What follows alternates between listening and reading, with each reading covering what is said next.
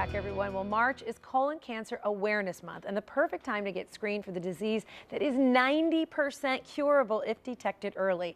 The Borland-Groover Clinic wants to make sure that you do not become a statistic on the other side. Well, please welcome Dr. Anton Chau to the show, and he is a gastroenterologist. Yes. And thank you for my jewelry, my bling. I love we got matching That's right, bling March. on. We have to have this bracelet. It's beautiful. I love the two colors. Thank you so much. Very You're springy. welcome. And you have a walk coming up that we're going to talk about in a little bit. But first, we want to talk about 90% curable if detected early. That's amazing. Right, right. So most people don't know is that colon cancer is the second leading cause of death in cancer mortality in the U.S.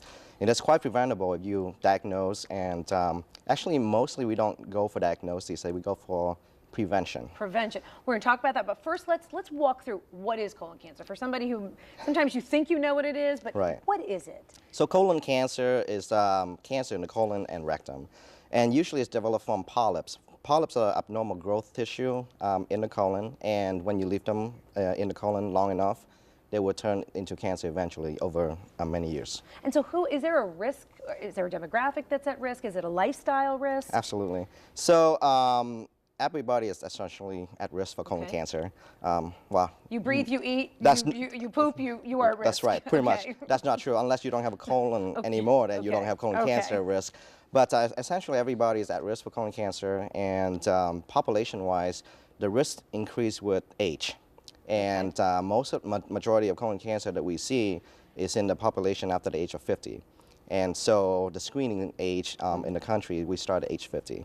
But it doesn't mean that young people don't get colon cancer as well. So the signs and symptoms that you normally need to watch out for, signs and symptoms for colon cancer could be very non-specific, and most people don't even have any signs and symptoms at all.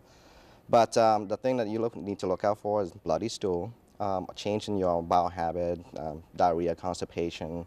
Over how long of a period of time? Because everybody goes through that naturally. Right, right, right. You travel, you know, absolutely. You eat some spicy food, absolutely, something happens. absolutely. So are we talking a week's worth? Are we talking a month's worth? Usually it's a new onset, okay? If it's bloody diarrhea, then definitely go check out. Okay. But also you start having alternating diarrhea and constipation, then it could be, you know, just a change of phase in your life.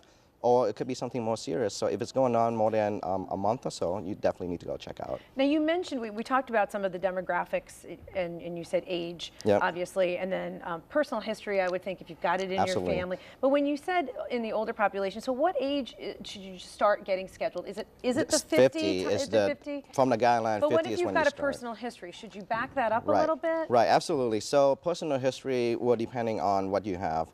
Personal history of inflammatory bowel disease, or family history of colon cancer, and usually first-degree relative. So when you have a first-degree relative with colon cancer, your risk increased by 2 to 6 folds. So how do you get screened? So the screening is easy and safe. This is the part you have to convince everybody. It's very safe and easy these days. Colonoscopy is extremely safe, and it's only take about 15 to 30 minutes to perform, and people don't know that they even have it done. Most of our patients walk out and wake up, I should say, and say, "Hey, when are we going to get going here?" And it's extremely safe. I've had it. I can attest. I've had it. They knock you out, and then when you wake up, you got all these interesting pictures of a part of your body you've never seen before, and they walk you through and tell you what you're looking at. Yeah, that's the normal routine process. The prep is the worst part. Oh, I know. I was just going to say that. But it's very doable. Trust me, it's very doable. I had the colonoscopy done myself. I didn't do it myself on me, but my partner did. I would not recommend. You would be amazing if you could do that. The prep is you have to drink all this stuff the day before to empty, but you lose like 2 pounds, so there's a benefit. Well, I mean, we actually recommend people keep drinking liquid throughout the day just to get the prep clean out. The liquids, I'm trying to help you. I'm trying to I know. it. But all those weight are water weight, and it's not a good way to lose the weight per se, but having a good clean out is going to help us a lot, and so we don't miss any lesion during the colonoscopy. And another good way to lose weight is by participating in your upcoming 5K. Absolutely. So we have a race coming up on March 29th, and registration starts at 8 o'clock, and it starts at 9. And it's a 5K run to raise cancer awareness and also fund for research. for colon cancer research specifically. And the best thing is afterward, we can go to Lynch Irish Pub to celebrate. You got a date. Absolutely. All right, thank you so much, Thank Dr. you very Chau, much for coming. No, our pleasure.